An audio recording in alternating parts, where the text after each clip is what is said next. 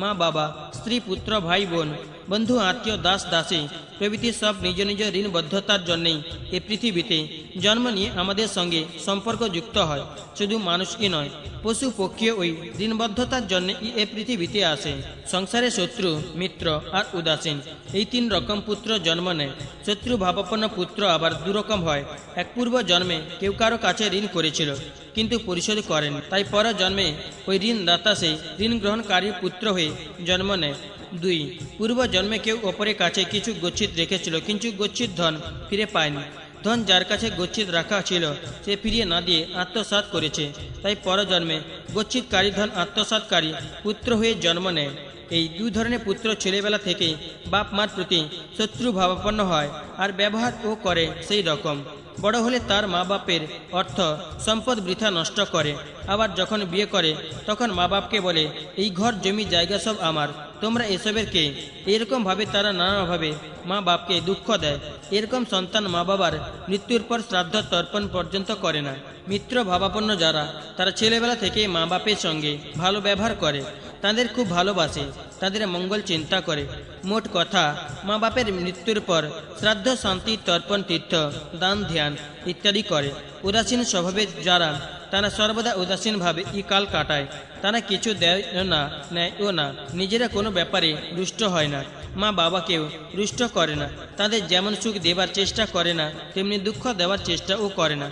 পুত্র যেমন 3 রকমের হয়, তেমনি মা বাবা, স্ত্রী, পুত্র, ভাই বোন, চাকর, প্রতিবেশী, বন্ধু বান্ধব তথা গরু, মোষ, ঘোড়া আদিও 3 রকমের হয়। এই সবাইকার সঙ্গে আমাদের যে সম্বন্ধ হয় তা ওই ঋণবদ্ধতার জন্যে হয়ে থাকে। প্রিয়তম, মানুষের যখন অর্থাগম হয় তখন বিনা পরিশ্রমে, বিনা কারণে হয়। আবার যখন যাবার সময় হয় তখন রাখবার শত চেষ্টা করলেও রাখতে পারি না, ধন চলে যায়। এইসব বুঝে আপনার অর্থের চিন্তা করা উচিত নয়। বস্তুত ধর্ম পালন করলেই পুত্র ও ধন লাভ হয়। এ সংসারে যারা ধর্মাচরণ করে তারা সুখী হয়। সুতরাং আপনি ধর্মের অনুষ্ঠান করুন। যে ব্যক্তি কায়মন বাক্যে ধর্মাচরণ করে সে ব্যক্তির এ জগতে কোনো কিছুই অলভ্য থাকে না। এত সব বলার পর সুমনা ধর্মের স্বরূপ তথা ধর্মের আনুষঙ্গিক সকল দিক বিস্তারিতভাবে সোম শর্মার কাছে বর্ণনা করলো। তাই শুনে সোম শর্মা তার স্ত্রীকে জিজ্ঞাসা করলো, তুমি এত সব গূঢ় তত্ত্বের কথা কোথায় শিখলে? সুমনা বলল, আপনি তো জানেন আমার বাবা খুব ধর্মপরায়ণ এবং শাস্ত্রজ্ঞ পণ্ডিত ছিলেন। বহু সাধু সন্ত বাবাকে খুব মান্য করতেন, ভালোবাসতেন। উনি নিজেও সাধু সন্তের কাছে যাতায়াত করতেন এবং তাদের সঙ্গে ভগবত চর্চা করতেন। আমি তার একমাত্র মেয়ে, সেজন্য তিনি আমাকে খুব ভালোবাসতেন এবং সঙ্গে করে অনেক সৎসঙ্গে নিয়ে যেতেন। এইভাবে নিয়ত সৎসঙ্গের প্রভাবে আমার ধর্ম বিষয়ে এরকম তত্ত্বজ্ঞান হয়েছে। এসব শুনে সোম শর্মা সুমনার কাছে সুপুত্র লাভের উপায় জিজ্ঞাসা করল। সুমনা বলল, আপনি মহর্ষি বশিষ্ঠের কাছে যান এবং তাকে জিজ্ঞাসা করুন, তার কৃপায় আপনার গুণবান সন্তান লাভ হতে পারে। স্ত্রীর কাছে একথা শুনে সোম শর্মা মহর্ষি বশিষ্ঠের কাছে গেল এবং তাকে জিজ্ঞাসা করল, প্রভু, কোন পাপে আমি পুত্র এবং ধন লাভে বঞ্চিত? কি করে আমার এ পাপ ক্ষয় হবে বলুন? মহর্ষি বললেন, পূর্ব জন্মে তুমি খুব লোভী ছিলে আর সর্বদা সকলকে হিংসা করতে। তুমি কখনো তীর্থ ভ্রমণ, পূজা, দান ইত্যাদি কোনো শুভ কর্ম করনি। ঘরে শ্রাদ্ধাদির দিন তুমি বাইরে চলে যেতে। টাকা তোমার কাছে সবচেয়ে প্রিয় ছিল। তুমি ধর্মের আশ্রয় ত্যাগ করে ধনের আশ্রয় নিয়েছিলে। সেজন্য দিন রাত শুধু ধনের চিন্তায় মগ্ন থাকতে। কোটি টাকা উপায় করেও তোমার ধনে পিপাসায় মিটত না, বরং উত্তরোত্তর বেড়েই গিয়েছিল। তুমি জীবনে যত ধন উপার্জন করেছিলে তার সব মাটিতে পুঁতে রেখেছিলে। স্ত্রী পুত্র তোমার কাছে চেয়ে কিছু পায়নি। এমন কি কোথায় টাকা কড়ি রেখেছিলে, মরার সময় তা ও তাদের বলনি। ধনের মায়ায় তুমি ছেলেকে পর্যন্ত ভালোবাসতে ভুলে গিয়েছিলে। এইসব কর্মের ফলে তুমি এ জীবনে দরিদ্র আর অপুত্রক হয়েছ। হ্যাঁ, একবার তুমি এক বিষ্ণু ভক্ত ব্রাহ্মণ অতিথিকে সন্তুষ্ট চিত্তে সেবা করেছিলে। তার সঙ্গে তোমরা স্বামী স্ত্রীতে একাদশীর ব্রত পালন এবং ভগবান বিষ্ণু পূজা করেছিলে। তার ফলস্বরূপ তুমি উত্তম ব্রাহ্মণ বংশে জন্মগ্রহণ করেছ এবং বিদুষী স্ত্রী লাভ করেছ। বৎস, উত্তম স্ত্রী, বংশ, রাজ্য, ধন, সুখ, মোক্ষ আদি যেসব দুর্লভ বস্তু তা ভগবান বিষ্ণুর কৃপাতেই লাভ হয়। অতএব তুমি ভগবান বিষ্ণুর শরণ নাও আর তাঁরই ভজনা করো। মহর্ষি বশিষ্ঠের এরূপ উপদেশে সোম শর্মা তার স্ত্রী সুমনা ঈশ্বরের ভজনায় মন প্রাণ সমর্পণ করল। উঠতে বসতে চলতে শুতে সর্বদা তাদের ঈশ্বর চিন্তা। যত বড় বিপদ আপদ আসুক তারা তাতে কোনোভাবে বিচলিত হতো না। ভগবানের প্রতি তাঁদের এরূপ ভক্তি দেখে ভগবান বিষ্ণু স্বয়ং তাদের দর্শন দিলেন। বিষ্ণুর বরে তাদের মনুষ্যলোকে যাবতীয় সুখ এবং ভগবত ভক্ত ধর্মপরায়ণ এক পুত্র লাভ হলো। সোম শর্মার পুত্রের নাম সুব্রত। বাল্যকাল থেকে সুব্রত ভগবানের একান্ত অনুরাগী। খেলার সময় যে বিষ্ণু ধ্যানে মগ্ন থাকত, যখন মা সুমনা তাকে খাবার জন্য ডাকত, তখন সে বলতো, মা, ভগবানের চিন্তা পরম অমৃত, আমি তো সবসময় তাই পান করছি। সুব্রতকে মিঠাই সন্দেশ খেতে দিলেও সে প্রথমে ভগবানকে নিবেদন করত, বলতো, প্রভু, এই ভোগ গ্রহণ করে তুমি তৃপ্ত হও। যখন সে শুতে যেত, ধ্যান করে বলতো, আমি যজ্ঞেশ্বর ভগবান শ্রীকৃষ্ণের শরণ নিচ্ছি। এইরকম খাবার সময়, কাপড় পরবার সময়, বসতে শুতে সব সময় সে ঈশ্বর চিন্তামগ্ন থাকতো আর যা কিছু সব ঈশ্বরকে অর্পণ করত। যৌবন কালেও তার কালোচিত ভোগে আসক্তি ছিল না, বরং ভোগ ত্যাগ করে সর্বদা ভগবানের ভজনায় নিজেকে ব্যাপৃত রাখত। ভগবান বিষ্ণু তার উপর সন্তুষ্ট হয়ে তাকে দেখা দিয়ে বললেন, বৎস সুব্রত, বলো কি বর চাও। সুব্রত জোড়হাত করে প্রার্থনা করে, হে প্রভু, যদি আপনি আমার উপর প্রসন্ন হয়ে থাকেন তবে আমার মাতা ও পিতাকে সশরীরে আপনার পরমধাম বৈকুণ্ঠে নিয়ে যান, আর তার সঙ্গে আমার স্ত্রীকেও আমার সঙ্গে আপনার আলোয় নিয়ে চলুন। ভগবান সুব্রতর ভক্তিতে সন্তুষ্ট হয়ে তাকে প্রার্থিত বর প্রদান করলেন। এইভাবে পুত্রের ভক্তির প্রভাবে সোম শর্মা আর সুমনার বৈকুণ্ঠ লোক প্রাপ্তি হলো।